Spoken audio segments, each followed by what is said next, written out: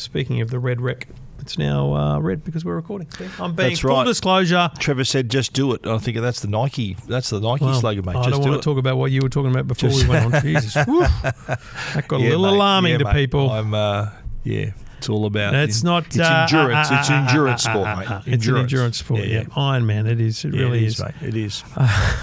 Comparing rugby league to NFL, like rugby league is an endurance sport. I enjoy NFL. Yeah, I really do. Do you really? Yeah. Who's your team? Who's your team? Well, I'm more of a college football kind of team. Oh, really? Mate, that Longhorns, we've had this conversation before about that Longhorns hat that I wear. Has that made you I was at Sydney Airport. Yep. Okay. Just sitting, where I was sitting on the bench there near the carousels. Yep. And this bloke walks past. This bloke walks past. He goes, "Let's go, Longhorns!" And I went, "Hook 'em!"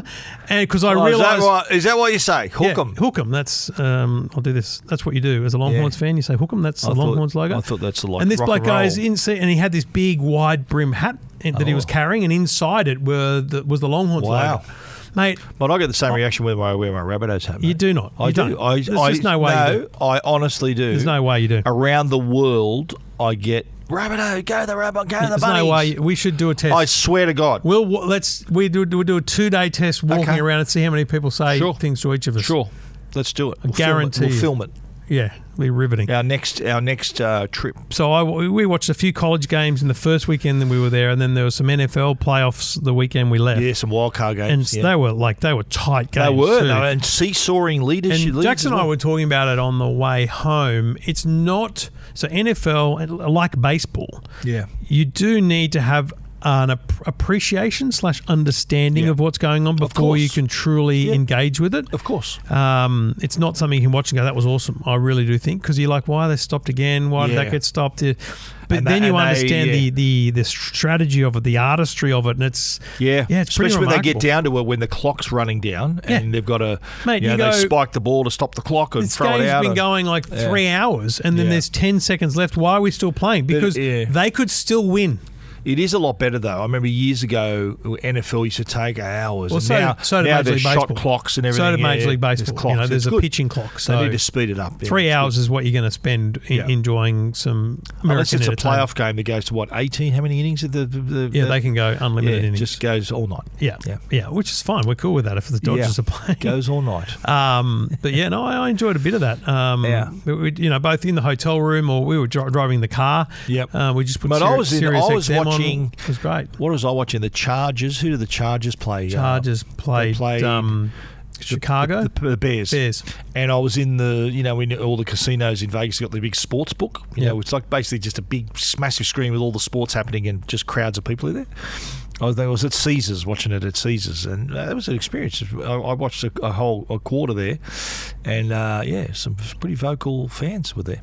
Yeah, it was great. Well, I finished Pluribus. You did, which we can talk about in the private. I just had to get to the point where the Westgate was in it because it's my hotel. Yeah, that's right. I said to the boys, signs on it. Now we know what the bloody Elvis suite looks like upstairs. That's some epic stuff. Yeah. But, because it was funny because that Welcome Carol sign that's in Pluribus, if you haven't seen it, was on the Westgate. While we were in Vegas. Oh, wow. Yeah, okay. they just had, and you were thinking, what does that mean? No, because I knew because it said, because it'd say Welcome Carol, and then the next frame would be, if you know, you know. Okay. Yeah. And then hashtag Pluribus. That's good. Smart. It was very smart. She actually won the Golden Globe for Best Actress, Yeah. I'll be fascinated to hear your thoughts on it. We'll discuss the show in some the private detail feed. without spoiling. Click below here, and you'll be able to get to the private feed, which is filmed as well. And yes, for those wondering, I finished Pluribus, and I still haven't finished Yellowstone. You idiot! God damn it! I'm going to spoil. That's it. I'm going to spoil it for you. I don't care. Spoiler. Ladies, what you just saw was a genuine. Yeah, annoyance. I'm going to spoil it for you. Why would you do that? Care. Because you're too slow, mate. No, I'm close. I'm real close. Too slow. I'm real close. That's what she said. I'm real close. What? So are you waiting for your wife and Jackson to be watching together, or what? Because that's hard to coordinate, mate. That's never going to happen. It's every man for themselves. If Jackson's got nothing on, he's at his girlfriend's place. Why would he be at home? Why would he be with you? With us? Exactly right. Yeah, that's right. You know what I'm saying? Fair call. So, and you got to respect that. Totally. So. Totally. Yeah, no, it's not going to happen. Well, I'm glad you've made some progress anyway. Yeah, no, I've chipped away at it. Yeah. Anyway, it's good to be back. Here we are in the studio. We're first time recording on camera since the live show, which we appreciate everyone coming. Live show, by the way. We just got to. I think we need to say thank you to all the guys and thank you to some ladies Chris who and the turned team up as well. at Paramount. Firstly, for hosting it was a great night, don't you reckon? I think it went off very well. It was. Well. We had a good time. We did our show. We watched a movie. Had some pizza. Like, what more could you want? The movie was pretty good. Yeah, it was funny. I quite enjoyed it. It was great. Yeah, I do too. I enjoyed how short it was too. Yeah. Like 79 minutes. That's a movie. Ladies and gentlemen. That's your ideal length for Trevor. That's a movie. Yeah. What are we making movies longer for? If it's longer than that, make it a TV series. Make it a 3-part. What are we doing? Make it a mini-series. Yeah, right. No, I don't mind. I think 2 hours is sort of my sweet spot. Yeah, 2 hours. I can deal with 2 hours. Over 2, I'm thinking, I'm looking at the watch, but but you know what? There are some movies that are 3 hours long, and you think, wow, that couldn't have cut a minute. How long is Star Wars, the 4th episode? Original is 2 hours, I think. 1 hour 58 minutes, I think, or 2 hours. It's close to 2 hours. 2 hours and 1 minute. Right. Like, So it's spot on. Okay. Perfect. George, well done. It's perfect. You have my seal of approval on the duration. Speaking of which, mate, I got a little, I know we went to Vegas, we saw the Lego Smart Play and all that, and I love how whenever, not just between us here, but we're in public and people know that I'm a Star Wars fan, and Trevor's words are, Star Wars is, he's always bagged Star Wars. Cars is a better movie. But he just totally embraced it in Vegas. Didn't know what? Loved it in Vegas. He was just gulping the Kool-Aid in Vegas. ABC, buddy, always be content. Lego stuff. I did like the video you did about, you were talking about how coffee. Never drunk a coffee in his life. Talking about coffee in one of his videos. Yeah. Well, and getting excited about the trench run in Star Wars. I'm thinking, has someone kidnapped and cloned this bloke or what? Well, I'll tell you the funniest thing about that, though, because I scripted it and everything. And then when we it's a story for the private. I'll tell you the story of that night for the private, because it was horrible. It was a horrible experience trying to do the current affairs stuff. But there was a point I'll quickly make that Jackson pulled me up. I'd done a piece of camera. He goes, do it again. You said trench something. I said it wrong. And he goes, Stephen I'll smash you. Yeah, that's right. He said, I'm surprised I was conspicuous by my absence, by the way. So that was something that Lego and I will discuss. But I thought I would have been at least on a advisor. I'd been an advisor on here, mate. No mention that you were doing it. What do you mean advisor? No, but you want to get it right. I got it right. Okay, there you go. I got it right. Okay. I checked. Yeah. I had the script checked. Good luck to you. Yeah. Trench run. Death Star, trench run, X-Wing. I had all the Luke the terms. Skywalker. What was the X-Wing called? The X-Wing. It's an X-Wing. No, wrong. Red 5. You were Red 5. Okay. Luke Skywalker. Best part was we were watching some other people do it, and Stig goes, aim for Darth Vader. I went, Darth Vader's in this? He goes, he's the one. TIE fighter, He's the one with the TIE fighters wings. like this. Yeah, that's right, mate. Like the Lego you were holding 3 hours earlier. Remember that one? I had no idea. Yeah, there you go. Great. Good on you, Lego. Chose the right bloke to do it for you. There you go. Welcome to Two Blokes Talking Tech. Not a bad price. With Trevor Long from EFTM.com. Really handy device. And Stephen Fennick from TechGuide.com.au. Two Blokes Talking Tech. I'm just cutting it off because I know it repeats itself. Thanks to the great people at Arlo and Netgear. And episode 715. Yeah, plus, 15 is an appropriate number because this is our 15th year we're approaching. It is. Next week is our anniversary. Thursday next week. February. You're right. February's our anniversary, mate. Relax on that one. You know what other anniversary have you confused us with, mate? Wow, that's still a handy device after 15 years. Oh, it's exactly 1 month away from our anniversary. Not a great price. Because I looked, it's the 22nd too. Pretty good. A great price. What do you say? Great price, and I say handy device. 20. So our anniversary happens the weekend of Aaron's wedding. There you go, babe. There you go, mate. 15th Did I call you babe then? No, there you go, baby. I'm doing a George Costanza on that. Episode 715 plus, let's be honest, there's got to be 12, 13, 14 CESs in there. So there's got to be, we did 3. Throw another 50 in there. So there's another 30 or so episodes on top of that. Plus there was an A episode in there so that we didn't do 700 of the... well, it's but a number. It's the years though. The Understand. actual anniversary. That's not all that matters is the years. We hit 15 years in 1 month and 1 week from now, and I'm very excited. I can't wait to celebrate. Can you believe it? And Tech Guide has its 15th birthday on January the 24th. So exciting! Next week, okay, folks. Next Saturday, January the 24th. It's actually 10 days away, mate. Next Saturday. This is coming out on a Thursday? It's Saturday week. Yeah. Coming soon. Saturday week. Trust me, I'm confident of that. That's the date. Thanks to Arlo and Netgear for their ongoing and genuine support of the show. We'll tell you more about them shortly, but big news this week. And we might recap CS later. We'll see how we go for time. But Apple and Google releasing a joint statement. Yeah. Though, interestingly, very short statement. Apple release all of their news in the Apple Newsroom. If you search Apple Newsroom, all their press releases there. Yep. This is not there. Yep. They didn't release it. I think if you ask them for it, they'd supply it, but they don't publish it. But it's on the Google company announcements. It says, and I'll read it verbatim. Joint statement from Google and Apple. Apple and Google have entered a multi-year collaboration under which the next generation of Apple Foundation models will be based on Gemini's models and cloud technology. These models will help power the future Apple Intelligence features, including a more personalized Siri coming this year. After careful evaluation, Apple determined that Google's AI technology provides the most capable foundation for Apple Foundation models and is excited about the innovative new experiences it will unlock for Apple users. Apple Intelligence will continue to run on Apple devices and private cloud compute while maintaining Apple's industry-leading privacy standards. Wow. Yeah. That's it. There's a lot of foundations of foundations. A lot of foundation models. Yeah. The biggest thing there is the last bit.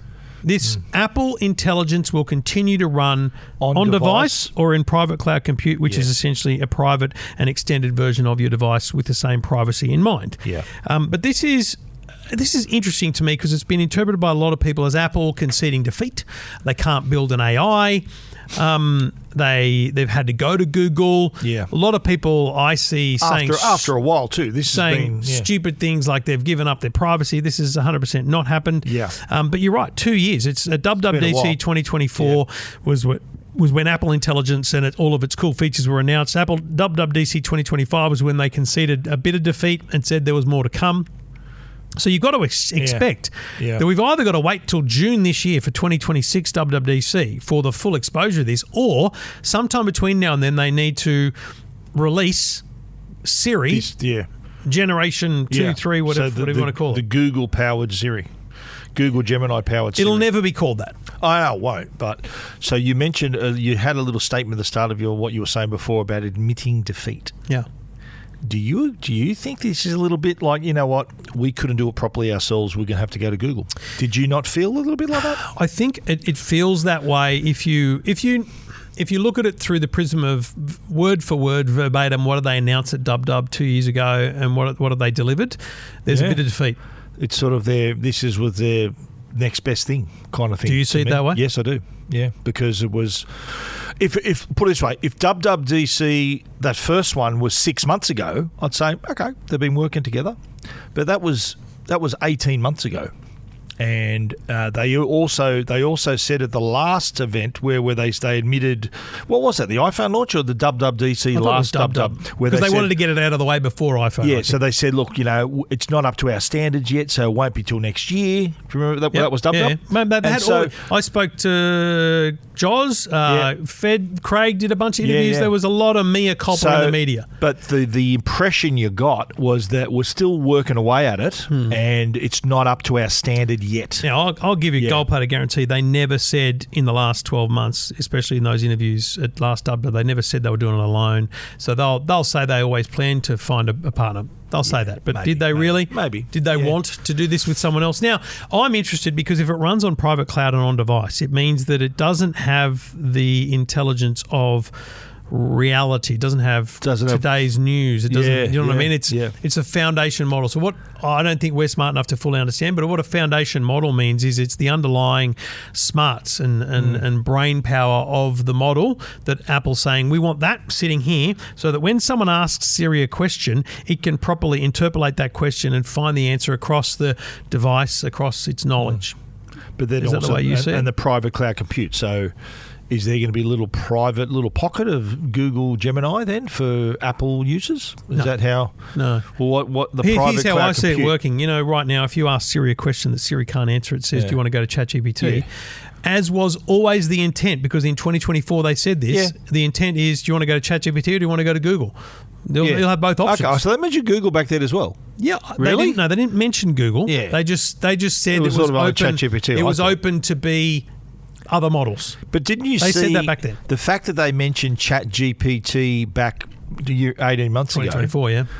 Did it and look, Google conspicuous by its absence in that reference? Did that not give you the impression that Google weren't involved at that point? Well, yeah, at that point. Because they chose point- ChatGPT. They could have chosen Google. No, but back they then, didn't could they? choose them. They just allowed ChatGPT to be one of the out. Okay, but they could have outsourced allowed. links. Couldn't they have allowed at that time for Google to Yes, be? but they hadn't done a deal with them. Right. They had done a deal with OpenAI, Okay. so they hadn't Yeah. enabled that. So that just I proved, think that all along proves they the were fact talking to that Google. No, that proves to me that Google weren't in the picture at that. No, early they stage. were always talking to Google. I reckon they were talking to anyone who does Well, they never AI just didn't mention them. to allow people the option to click on that link. No, they didn't mention them because they hadn't done a deal. Why would they? Yeah, That'd be what's insane. this deal worth? Like, this would be like, is it? I read somewhere it was like $1 billion a year or something. That We'll never know. We'll never know. But for this partnership, yeah. let me put it to you this way.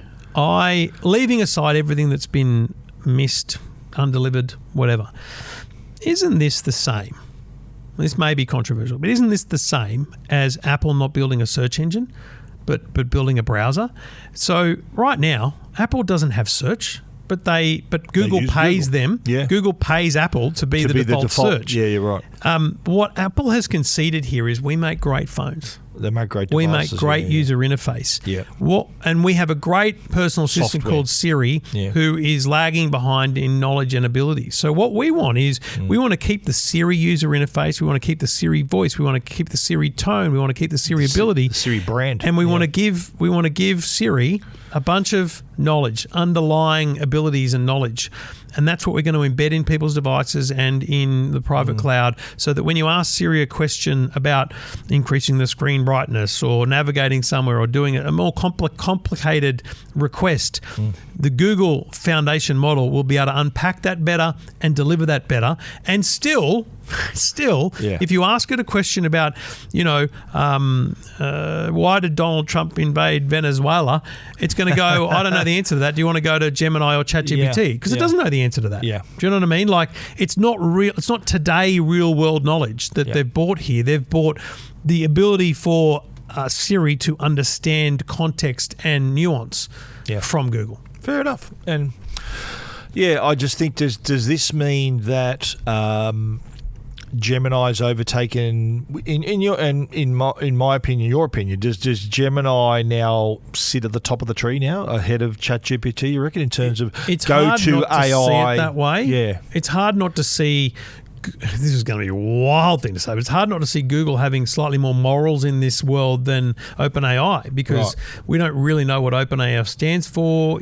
Are they releasing things that they shouldn't be doing? I don't know. Certainly, we don't want Elon Musk involved, because his thing's creating bloody bikini-clad Grok images and of stuff. random Yeah, people. yeah, exactly, Like it's a terrible system. Yeah, but I think, mate, like Gemini, ChatGPT is like, that's first grade, and then the others are playing reserve grade. I agree. But I still by default kind of go to ChatGPT. Yeah. But I will go to Google first, Gemini first for image generation. I think it's quicker.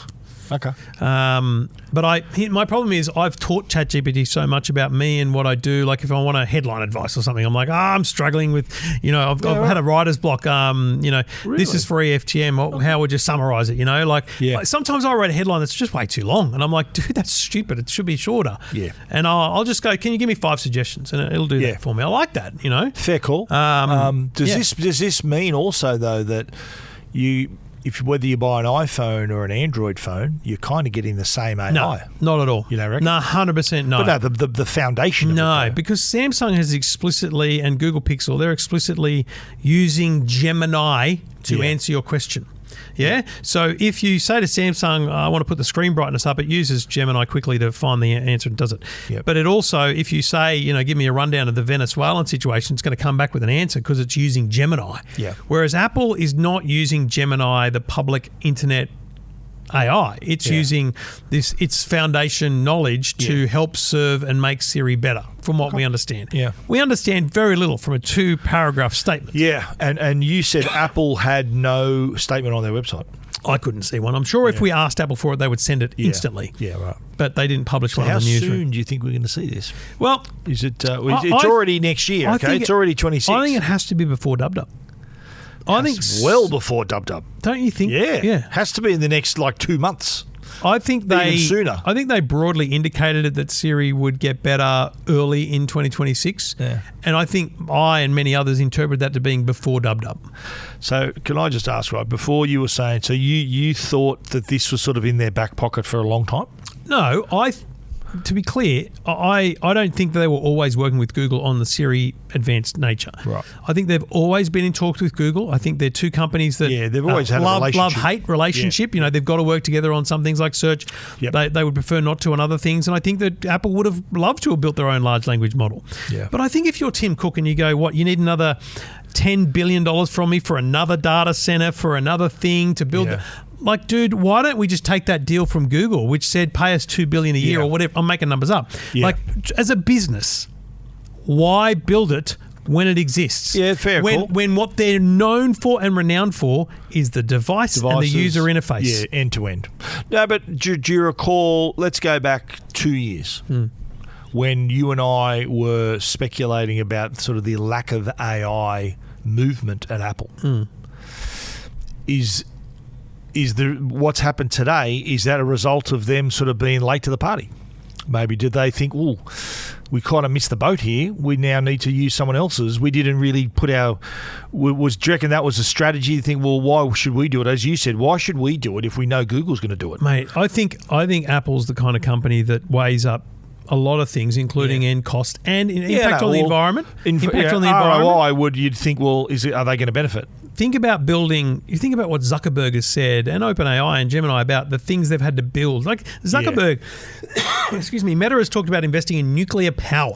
Yeah. Like as has Microsoft and other companies too, Amazon. Because of the load on this technology on power, water, data centers, right? Yeah. So if you're Apple and you're thinking... What we need is the foundation model. We actually don't need. We won't build it. We'll rent it.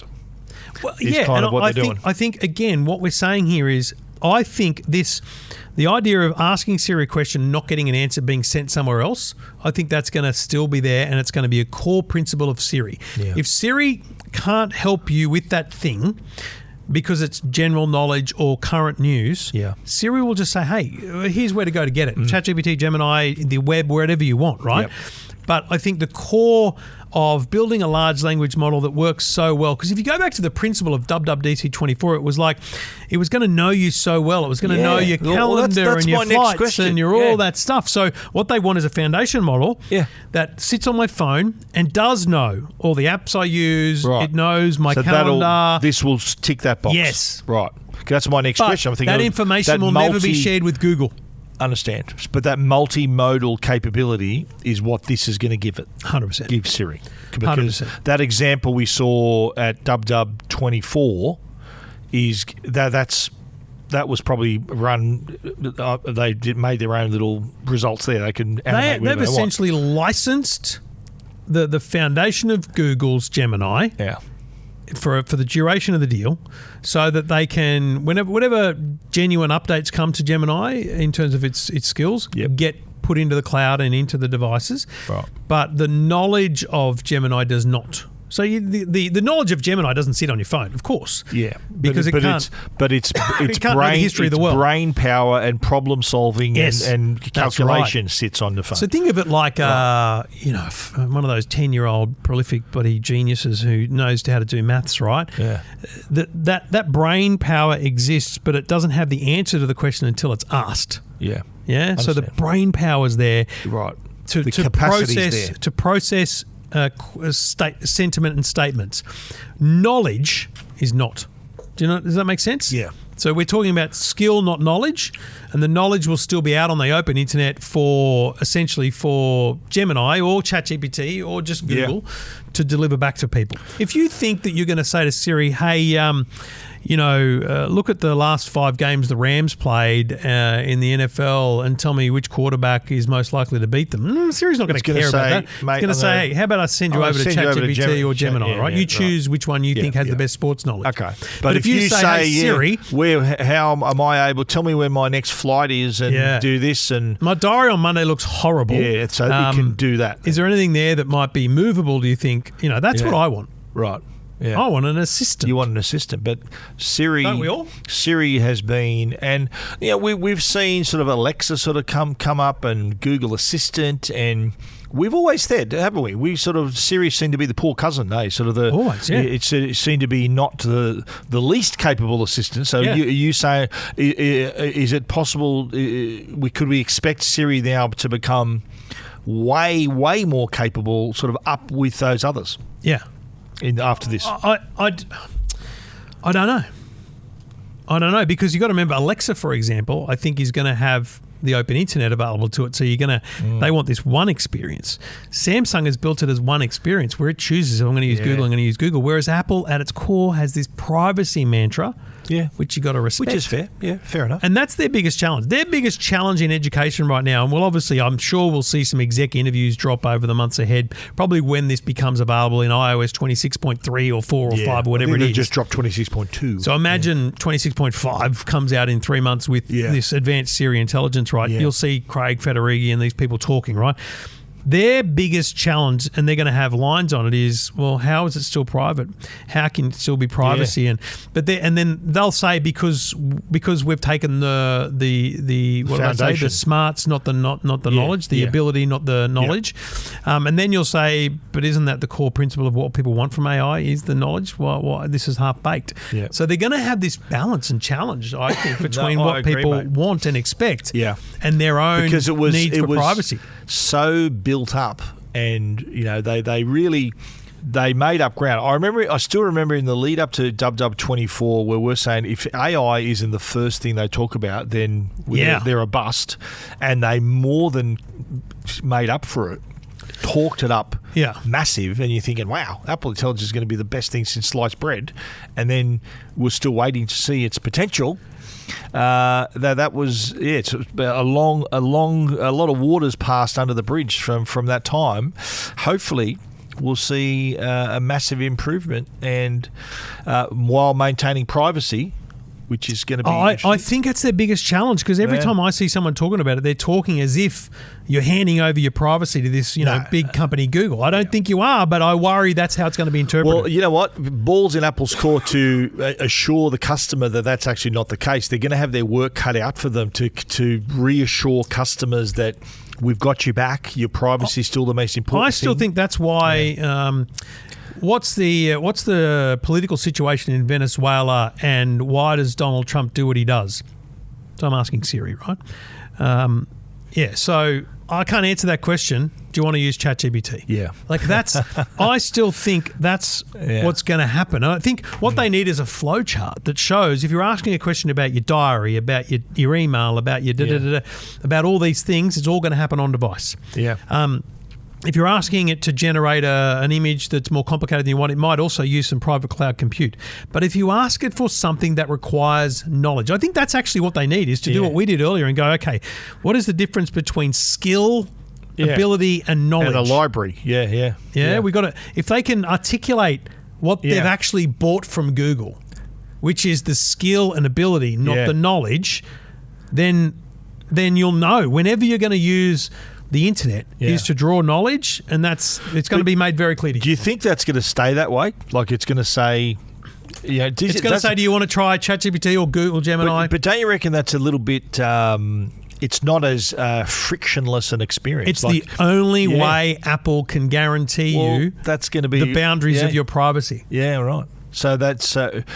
do you think that there'd ever be a time where you'd say, look, I don't want to hear that, just give me the answer straight away? Well, do you reckon there'll be an option in the settings for you to bypass that? There's a bit you can do in the settings, as I recall, of Apple Intelligence, but I don't think you can bypass it. Apple Intelligence and Siri, language requests. Yeah. There's always warned you. Extensions, ChatGPT. So I haven't set it up yet. Yeah. So that's why it's asked that. I've got ChatGPT with an account, and hit without an account, you idiot. I'm pretty sure you can turn that off. So it'll just give you the answer rather than saying, I can't answer that. But it's never by default. Right. So basically... But there is a way for you just to get the answer and without you them warning you that, well, I can't answer that, but we're going to go to ChatGPT. You can go to ChatGPT. I think there is, yes. Right.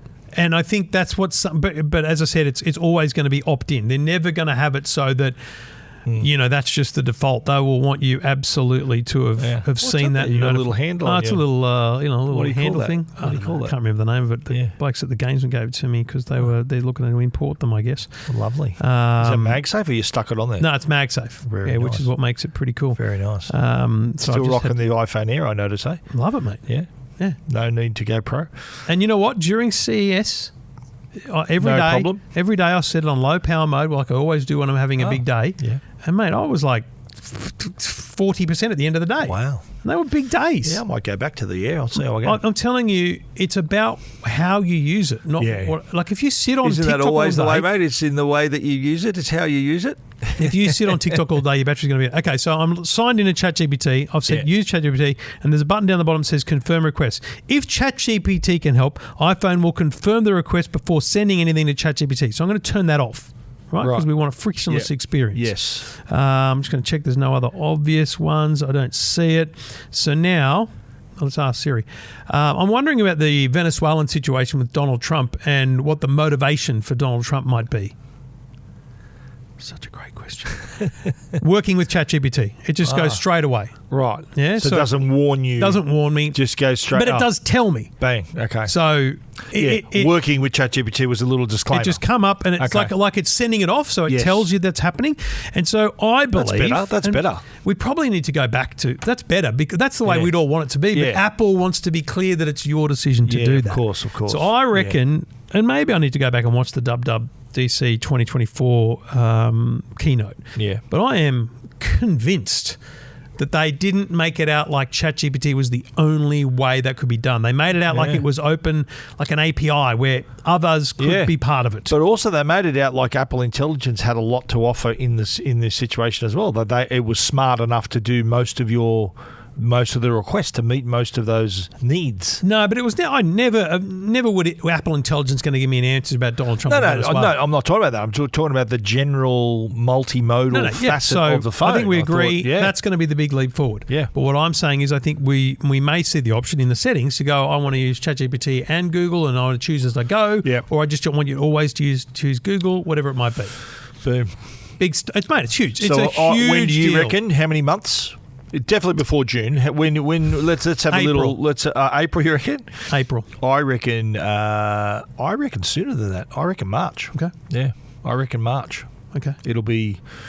Well, they've done this deal. I don't think this is the first time they've spoken to each other. This has probably just been waiting to be announced once the new year rolled over. I reckon it'll be sooner rather than later. Yeah. All right. I'm going with April. You're going with March. Yeah. Rock and roll. Boom. Two Blokes Talking Tech, ladies and gentlemen. This is Two Blokes Talking Tech. And we do it all thanks to the great people at Netgear. And if you've got the fastest NBN in your home, you're paying for 1,000 megabit internet, maybe 2,000, you've got fibre to the premises, you lucky devil, you're going for 2,000 megabits per second. No point having a router that can't deliver those speeds across your entire home. So firstly, reconsider every part of your home network. Are you still using the modem supplied by your internet provider? It's probably not up to scratch. If you have an older Wi-Fi system that you've enjoyed, great, but is it able to deliver the fast speeds you're getting? Because if you're only getting 200 at the other end of the room on a great older network, you want to upgrade so that you've got the right speeds across the whole home. That's where Netgear's latest Orbi range with Wi-Fi 7 come in handy. You might want 2 or 3 satellite system that will actually deliver those full speeds to every part of your home. And that's what you get with the Netgear Orbi Mesh Wi-Fi system. If you don't have Mesh, you don't have great Wi-Fi. And if you don't have Netgear, you haven't got the best available with parental control options as well as security options for you and your devices. It's all built in to a Netgear Orbi and you can enable those additional features through subscriptions. It's well worth a look. And you can find all the details at netgear.com.au. This is Two Blokes Talking Tech. All right, Stephen. Well, it's been a month in. It's been a month, and Meta have come out and they've said, listen, we're a month in and we wanted to help you out and help you understand how we've done as a company. Yeah. Well done to you, Meta.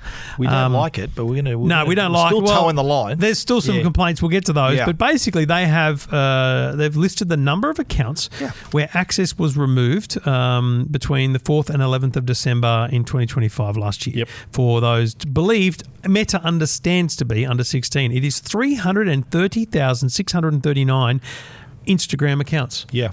That's unders for me. I don't know. I feel like it was going to be more. I don't know. There's 173,497 from Facebook. That's a shock. Yeah, do you reckon there's still under 16s that many on Facebook? No, I didn't think there was 10 of them on. I reckon they're just sort of accounts that haven't been used for like 5 years. Yeah, probably they were Facebook Kids accounts as well. Yeah, maybe. And there's 39,916 from Threads. They installed Threads and it automatically created their account based on their Instagram and they never used it again. What matters here is the 330,639 accounts that were deleted from Instagram. It's a lot. It is. Like, in total, they reckon they've removed 544,052 accounts. It's cumulative. It doesn't really across take all away those platforms. Like the 39,000 Threads. They're definitely Instagram users. Like it's a joint account, of course. So I think 330 is the most number of kids potentially affected here. But they're still in the process of determining age online. And I don't know about you, mate, but I've heard of so many people whose kids have gotten around it. Oh, Victoria's. They've done the age assurance and they've done the age test and they're thinking, yeah, good. Victoria's good still to go. on there. So just business as usual. Not a change at all for her, no. Business as usual. Business as usual, What about young Harry? Harry's a bit screwed, yeah. Oh. Yeah.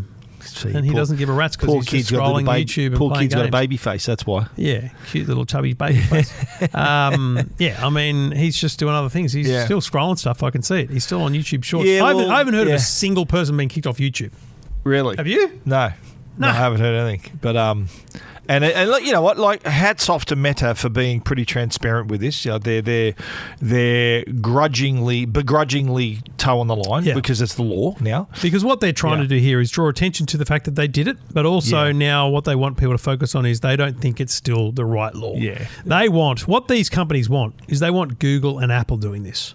They want the responsibility taken off them and they want it put on the device. For the age? For age? Yeah. They want Apple to go, how old are you? And they want it at the App Store level. App Store level, yeah, right. Yeah. Which is smart, but haven't they got their own their open age verification thing but it's as not well? actual verification. You mean Meta? Meta wants an initial. They've created an age key, apparently, where you can prove it with your government ID, however you want to prove it. So, and that's a portable key that goes to all platforms to prove your age. Yeah.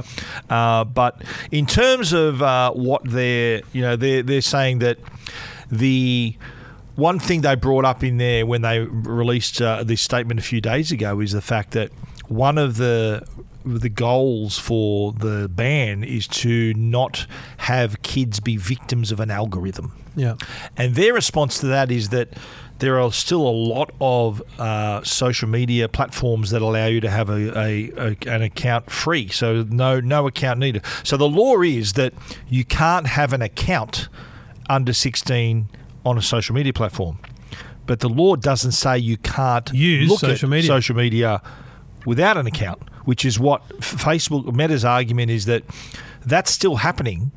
The ability to do that is there, and they're using an algorithm as well. May not be as personalised as a sign-in account. Yeah, it may be as simple as a cookie, but there's still an algorithm hitting you in the process. So they're basically saying, well, what you set out to achieve to free them from the algorithm, not happening, and so why continue? Yeah. I mean, they're drawing the right. I actually really like this statement. I think it brought the right attention to the issues. Unfortunately, though, this issue is dead. Like, it's finished. Do you know what I mean? Like, the media's moved on. The social media ban, the media won that battle. They got it enforced. Yeah. It was implemented. And now it's happening and no one cares. No one cares. Yeah. And I think that they did also make a pretty good statement in terms of what the cost of this too. Like the isolation of of kids. And kids that are being able using to, social media for actual social cohesion. Be part of a community. But also being creative. A lot of kids, a lot of under 16s express themselves with their on social media, and that's now all gone. And they also, here's my favourite part, calling on the Australian government to engage with the industry constructively. So find a way to, and we've been saying this, to incentivise the entire industry to come up with ways of providing a safe, private and age-appropriate experience online. Yeah. Have we not been saying that? Rating systems, make it the platforms, change the platform. As I've always said, once the social media ban, if you turn 16, you're going to be back on social media and the platforms will not have changed. It'll be the same platform they were banned from. So why not make it so that it's a safer place for everyone, not just people over 16? It's crazy. Yeah. And look, I feel like this is just silly because we've been saying this. Yeah. For months. And you know what?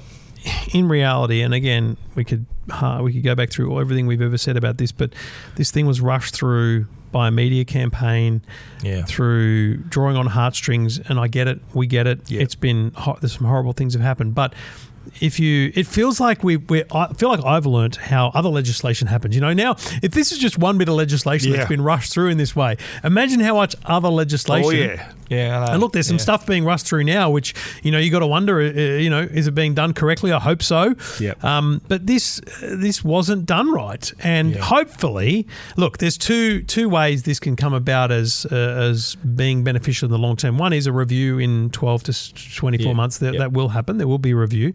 Secondly, a change of government, like a change of government, which is frankly 7 years away from happening anyway, would potentially allow someone to go, okay, well, you got to come at it always with the positive. We did it first. Australia did it first. Yeah. Now we're going to go even better. We're going to do it better. And we're going to do this. So we're going to, and that's when you say to Meta and that, okay, this open age thing, not a bad idea. Cool. Well done. Also, ratings on content, very cool. And while we're there, can we go back to Aaron Molan? I don't know, 4 years ago with Scott Morrison. Yep. They came to an agreement where there'd be some sort of legislation where you can't have a headless account. You can. You're allowed to be anonymous online, but the platform needed to be able to identify you through defamation laws. Yes. Right? Yes. I would take that one step further. I'd say, you know what? We need to get to a point where people are not just saying things. Yeah, they're accountable. Everyone's got to be accountable. I'm sorry, you've got to be accountable. I totally agree. And in what part of the real world are you not accountable for what you say? Absolutely. If you yell something at someone in a pub and then piss bowled out the door, people can run after you. Yeah. So right. Why isn't it that way online? I agree. I actually interviewed her on my Tech Guide podcast. She was very vocal. It was about years that. ago. Yeah, it was. I think you're right. It was 2020. Yeah, like 5 it's Scott Morrison times, right? Yeah, true. It might have been pre-COVID. It was just before COVID, as a matter of fact. Yeah, it was. You're right. It was. Again, because I always laugh if someone says something stupid in the comments, and I go, "That's great coming from an idiot who won't put their own name to a comment." Like, good on you. Like, you're a child. As you're still best responding to them. You're still, especially the anonymous one. You're still engaging, especially the anonymous ones. Yes. Which platform is this? TikTok. I'll have a bit of a go. TikTok, really? Yeah, I'll be careful because they'll ban me real quick. TikTok is. Yeah. You're not allowed. I can't call anyone dickhead. Oh no. Goose. I've been using a bit lately. Oh. Yeah. Right. But I don't think TikTok cares about that. What's the issue? Give us an example. What happened? I can't think of one, to be honest. Right. Is this CES? During CES, maybe? No, I don't think it was. No. Pre-CES? No, it wasn't anything major. It was just, silly little comments, Okay. It's just someone. You read the comments. I see most comments, and after a while, I go, I'm done with that video. I see and don't read most of them. 90% of them I would not read. Mate, I jump into the comments on Channel 9 videos. Hey. Yeah. And? I just fire back. Really? Like, especially when they say, well, this idiot. How does Channel 9 feel about this? They don't give a rat's. The social team love it because they're not allowed to, so I do. So there was one, I'll give you an example from CES. Yep. I did a wrap-up video, I think, for the Today Show on YouTube. There was a guy going, well, here's an idiot who doesn't know the difference between doesn't know that mini RGB and micro RGB are two different things. And I went, mate, I think I do, but I don't need to explain that to someone in a overarching video that's not text specific. And then I said, by the way, let's come back to this comment in 6 months when you find out they're actually almost identical. Almost identical. But we'll wait for some nerds to pull the TVs apart before we work that out. Yeah. So, sometimes I'm just like, yeah, fine, you can have a go, but, Yeah. If you're anonymous, you're being an idiot. Let's get back to the point at hand here. Yeah. I don't think the legislation is going to change anytime soon. Albanese would be scared bucketless about even touching this because it is what it is. Yeah. The bottom line is it's done. Like, that's the worst part, is it's done, and no one's actually now talking about the fact that it's all still happening. Kids are still exposed to the exact same stuff, the same chat groups, the chat rooms. Although, wouldn't you be dirty though that you're, like you say, Victoria heard she did her age test and she's through. Wouldn't you be dirty that if you were caught up and think, oh damn, it says I'm under 16 and you got kicked out and all your mates are still on there? Yeah, I'd be filthy about that. So, yeah, you would. And there's nothing you can do about it. Well, there has to be an appeals process. If you're you mean if you're under 16 if you've and all your mates got through, you've got away with it, and you haven't, your mates are all in and you're not, that is going to cause way more separation and division I think that, and anxiety. And maybe my daughter's in a different style or whatever you want to call it, a friend group, but one or two of her friends were off Snapchat, and so they all went off. They were like, well, I can't, so we all chat somewhere else now. Fair, cool. And that's great. That's rather nice. than being exclusionary, they just found a different way to communicate or whatever. That's being human. Yeah. You'd Good like for to her. think that your kids would be that way, Good right? for her. But then there's little Johnny who's 17 and he's got a license and he's approving everyone's age checks because he can. I'm sure that's happening as well. Oh. No doubt. Wow. Isn't it funny? $5 per age verification. I'd be charging for it if I was an 18-year-old with an ID card. Do you know what I mean? So there's a few people being a bit entrepreneurial about it. I can't imagine there isn't. I've said that all along. Yeah, well, it always happens. I remember in the schoolyard, mate, I'd charge people $1 to solve their Rubik's Cubes. Yeah. There you go. It's a similar form of initiative. That was my initiative. In 6 months from now, I'm sure the eSafety Commissioner has financed enough that they will do a survey of parents, and there'll be some great survey that come out that says that it's had an impact. But what is the true measure of success here? Exactly. And that's getting back to Meta. That's the hardest thing to show. How are you going to do it? What are we doing like ongoing here? What's the end point? Yeah. Great. What's the objective? Yeah, I know. And how do you prove it? Yeah. I think in you said 12 months, could it be a review? I think there is one slated. I can't remember whether it's 12 or 24. And I'd say that if these platforms aren't ready to go with an appeal or some kind of thing, a statement in that review, they're crazy. Because, my best advice to the platforms is work together. Yeah. Well, my advice, and this is sort of my creed in life, present a solution, not a problem. Yeah. Go back to the government and say, look, let's do it this way. And we got the technology to do this and do that and make sure that little Johnny's 14 is not going to see the same thing that little Alfie on 17 is going to see. Let's do it that way. And that way you're happy, we're happy, and everyone's getting what they want out of social media. Well, yeah, and I think we're not saying go back to 13. Well, the age of 16 now, that's what it is. But what they need to say is kids are always going to get through, so why don't we do these things for the kids that do get through? And why don't we also look at the 16 to 18-year-olds and make sure they're not thrust upon the worst of the content? Absolutely. And how are we dealing with that? Exposed without any protection. Because I think that I've said this, I'm sure I'm on the record on this podcast saying this, but I think in 5 or 10 years we'll look back on a generational change, generation being 3 years, of a bunch of 9-year-olds who became 13 and waited till they were 16. Great. Yeah. But what it doesn't address is the bigger issue of the internet. Yeah. The internet itself is the real problem, and that's where the content is that's not being rated. Yeah, that was part of the meta argument, is that forcing them off their platforms is going to send them to other unregulated parts of the internet. And there's a risk there as well. Yeah. I don't know where we go with this from a government perspective, but I do think it's going to be pretty quiet. It's only a month, so a month's not a long time.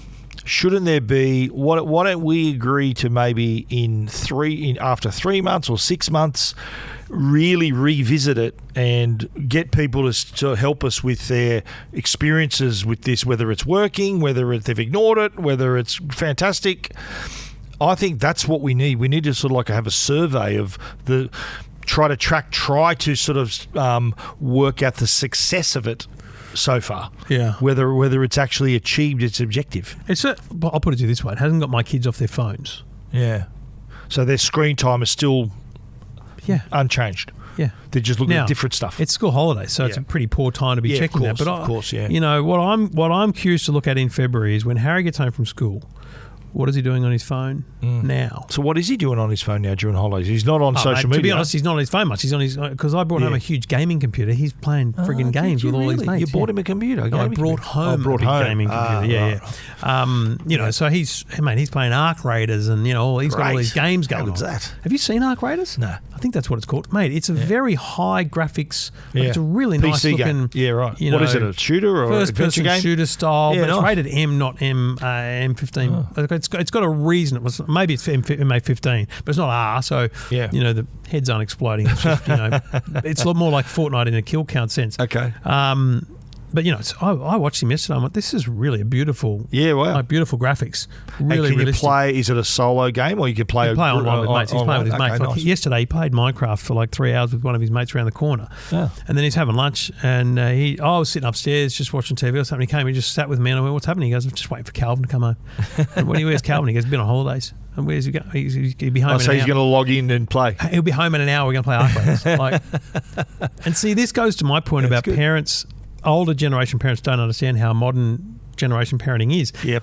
Harry yesterday was socialising with 4 different mates. Yeah. So in the morning he rode to the park and threw a baseball with 2 of his mates. Yep. Came home, played online with Minecraft with one of his mates, and then he had lunch, and played online with another mate. That was a very social day for Harry. Yeah. Caught up with his mates. So all kinds of stuff in person and online. And I said to him, I said, where'd Calvin go on holidays? He goes, I don't know. I went, you didn't ask him? He goes, no. I went, why not? He goes, teenage boy. Why would I ask that? And I went, mate, 100%. I wouldn't have asked. Really? I would have volunteered that information. If it was me. I said, I just got back from Queensland or something. You or volunteer so much information. Why? What do you mean? You volunteer stories without prompting. Okay. That's your nature. Yeah. Whereas I'm a storyteller. What do you want me to do? Yeah, a lot of people don't. Yeah. And I think a teenage boy is more likely to just sit and play Arc Raiders rather than let me tell you about my holiday. That's just different. Yeah. Kids be different. Fair call, mate. Fair call. Kids be different. Kids be different. Anyway, I never got on any of that. 2 Blokes Talking Tech. This is 2 Blokes Talking Tech. I'm coming to Arlo. I'll play another sting. Sorry, mate. This is an unscripted part of the show. I found this interesting because a press release just came to my inbox. Oh. Which I find interesting because we've never discussed it. But South by Southwest is over in Sydney. Wow, I just got that as well. Final thank you. Wow. South by Southwest will not proceed in 2026 after a 3-year run in this Asia Pacific expansion. I got to tell you, bye. I never got into it. Yeah. I never got the concept of it. It felt like a real lefty kind of musicians, buddy.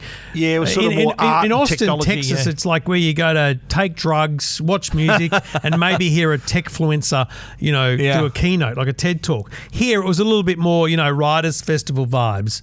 You know what I mean? You got to go and listen to someone talk about stuff. I'm like, it wasn't really a tech show. I got invited, I reckon, 20 times and never went once. Every time I got invited, I go, explain it to me. Yeah. Yeah. It's just a little conference. It's a little conference. Okay. It's a festival / conference. Yeah. But, in terms of, they never really had anything to show. And to me, that's the kind of shows we attend are shows where there's products stuff to see. Products, not concepts and speaking. Yeah. Anyway, that's farewell South by Southwest. See you later. That was South by Southwest. Worth noting. R.I.P. in Sydney. R.I.P. Sydney's SXSW. Everything about tech you never wanted to know. This is 2 Blokes Talking Tech. 2 Blokes Talking Tech. One of our great sponsors is Arlo, and they've got a back-to-school sale. Didn't you notice as soon as Christmas is finished, back to school. Straight into it. It's back to school. And Arlo's getting in on that, the back to school sale. And you are the winner here because there are some solid specials here. Decent savings up to, what's the biggest percentage? Up to 25%, 23%. So we're talking their essential pan tilt cameras, the pro security cameras, the ultra security cameras. You do have a lot of choices. So if you're thinking of getting into the home security game here, It's not a game. It's something that would give you peace of mind. I think it's a good time of year to do this. Set up your cameras and you'll know exactly what's happening. You get notifications. So it really does help you whether you're home, whether you're away, whether you want it for your home, your office, your holiday house. Lots of products to choose from, including the pan tilt camera, even the video doorbell, the wired floodlight. They all one big happy family. They all work together through the same app, and they send you notifications. I love the descriptions too. I'm fascinated with what it describes is happening in the scene, so you don't have to actually watch the video. And also too, if you want to back that up with a security plan as well, that really adds a lot of convenience and intelligence to the whole experience. So it'll give you a lot of smart notifications, but as well as some great safety features as well, like flame detection and these other. Also, there's audio detection as well. The whole kit and caboodle, worth a look for you. Cameras, security plans, check it all out, and there is some specials happening. Arlo.com. This is Two Blokes Talking Tech with Trevor Long and Stephen Fennick. Great to be with you, and some news from Apple this week. News from Apple. Yeah. Apple introduces Apple Creator Studio, an inspiring collection of the most powerful creative apps. You described this in a very simple way, though, Stephen. Yeah, I did. I said it's Adobe Creative Cloud.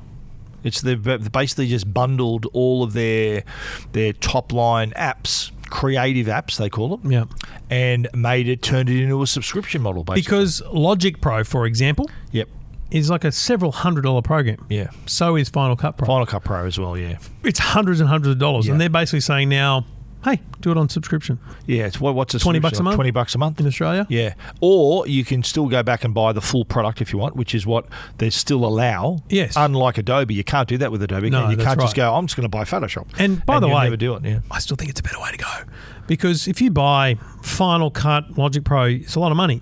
It gets updated for life. Like it's This is the thing. It used to be with Adobe Photoshop, you'd buy it. You'd buy a version. There'd be a new version a year later, and you had to buy it again. Well, yeah. I don't know, mate. Well, it'd be interesting to see if that stays the same, because I think I redeemed a code when they asked me to try Final Cut years ago, and I still own it.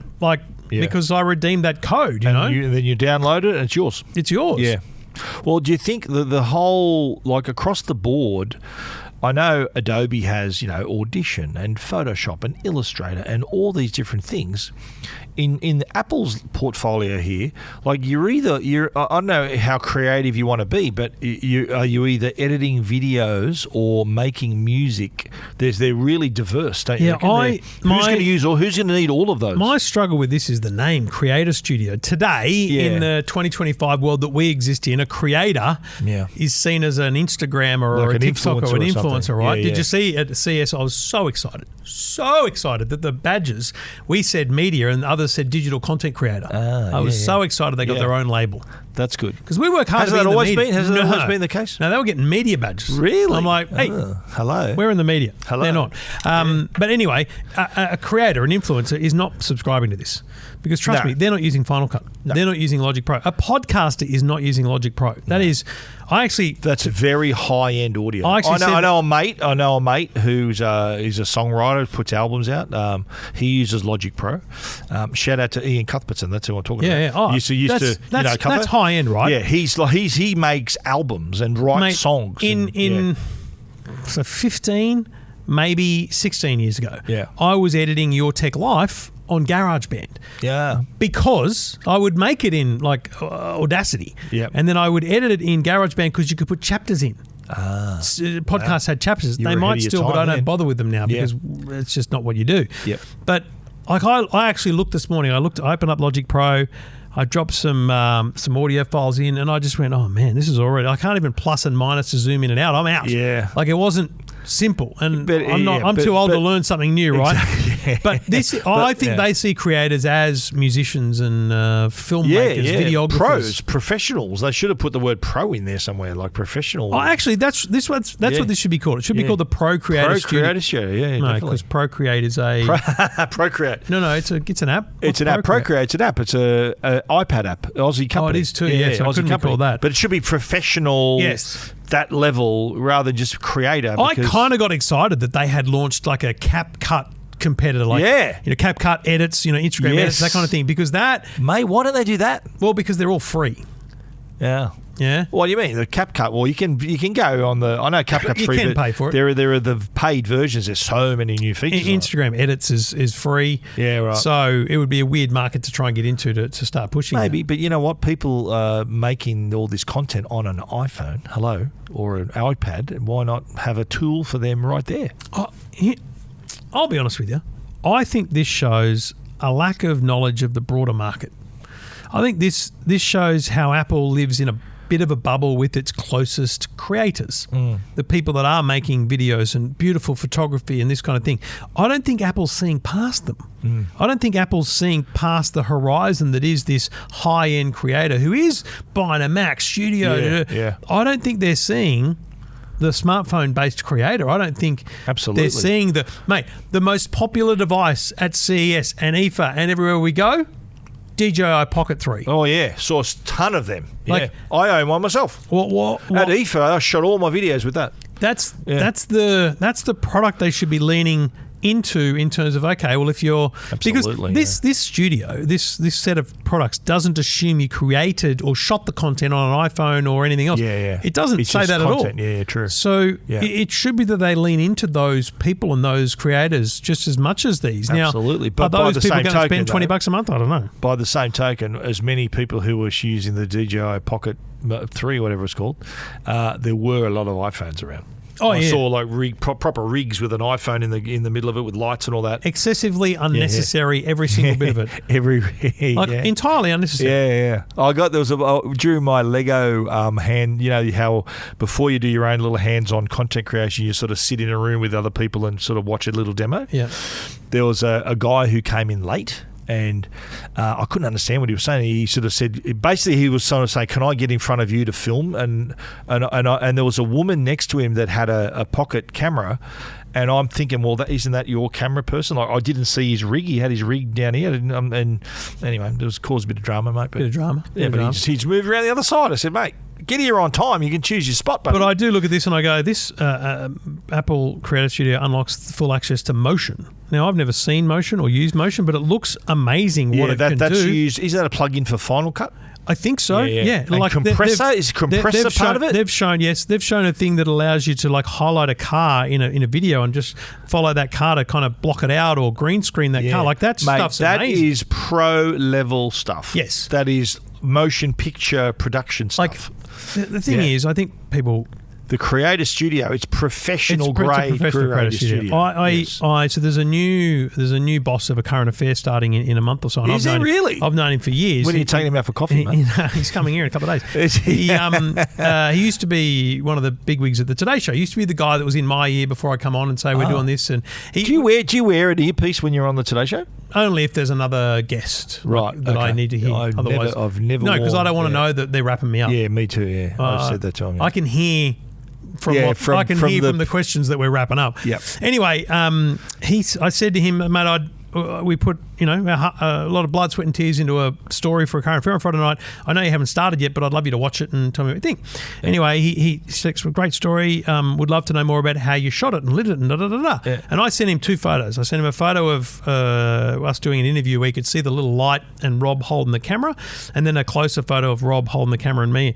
And I said, mate, it's shot entirely handheld with a tiny light that we carry around everywhere and Rode mics. I mean, it's simple stuff. Yeah. Run and gun. And he was like, that's fascinating. Let's catch up, because sometimes stuff's overproduced, massively overproduced, and it's the same with social content. Which is why I saw this as being far too professional because, mate, I watched, to Jackson's credit, he has learned a lot about Adobe Premiere Pro at work at Channel 9. Right. And so he didn't edit, last year he edited a lot of the videos on the phone. This year he used Premiere so that he could put all the graphics on in Premiere. Yep. So like the subtitles and things, I don't know how to do that. He's going to get him to teach me. But you can do that all in Premiere. But mate, switching to Final Cut Pro is not something that's on my I use list. Final Cut when I edit my own stuff. The Final Cut's kind of I know the toolkit If I went to Premiere Pro, I'd have no idea. Yeah. Or I know DaVinci. DaVinci Blackmagic Resolve is massive. I think Luke, who I took with me to CS this year, he's a Resolve Blackmagic devotee. He loves it because he apparently puts a lot of parameters in and can take them across and use it all. I couldn't understand what he was saying, but that's growing in popularity. Yeah. I switched and to that's DaVinci. Free. I switched. That's free. Well, the studio version requires you to have bought, I bought a product, a camera. Yeah. I switched to that for a long while and only stopped after we started using AutoPod for Premiere, and I just went back to it. So I could easily go back to that. Anyway, if you are someone who does video editing, audio editing, music production, this would be exciting news. But I do wonder whether people would prefer just to own the software, because I look at the bundle and I go, like you said, how many are you going to use? How many are you going to use? Yeah, like you're either a Final Cut guy or a Logic Pro guy. Like, that said, are you going to do own both? With a subscription? Yeah. You can have it installed on multiple devices. I can't imagine it's going to block you like Adobe Premiere does with multiple devices. 2 devices, Creative Cloud, Pay a lot of money to Adobe. Let me log in on a few devices, for Christ's sake. Absolutely, mate. Just verify me now and then. That's all I'm saying. Yeah, fair call. Not rocket science. Yeah, fair call. Anyway, that's it's not. To be honest, I don't think it's that big a deal. Maybe I'm not understanding it well enough, but I see this as one of those things where Apple's going very excited about something. Yeah, they want to. But again, it's just another case of everything's going to a subscription model. Everything. Microsoft 365, Office subscription model. You can't buy Word. Adobe subscription model. Although they've allowed you to buy it outright if you want. They'd still be dangerous to remove if they that. said no, you're gone, there would be people that would break the doors down at Apple. I think so. Yeah, so good that they've kept that in there, that if you want to pick and stick with one, that you can. Yeah. All right. Well, anyway, it's great to have that debate about creativity and the pro level of it. And from 2 creators right here. We're very, very big creators, obviously. Very creative. The influencers all come to us for advice on creativity. I've got a story about that, actually. I'll tell you. In the private feed. Stand by. No, this will be private. This will be personal. It's going to be in between. Let's this go. This will be off-air chat, mate. Bad luck, folks. Bad luck. All right. Well, I'm getting that story right now because that's a wrap for Two Blokes Talking Tech. See you again next week, Stephen. I'll be right here. Will you? Oh, I hope so. Okay. This is Two Blokes Talking Tech.